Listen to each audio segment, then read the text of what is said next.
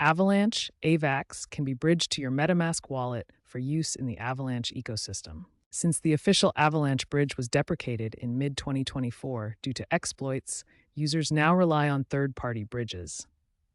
Top options include Synapse Protocol, Core Bridge, and Layer 0 powered bridges.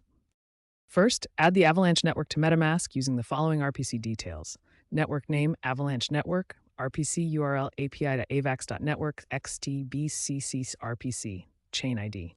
Then connect your MetaMask to a bridged app like Synapse.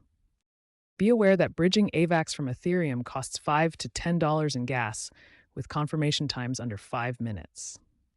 Always use audited platforms to mitigate risks from bridge hacks and note potential regulatory scrutiny on cross-chain bridges.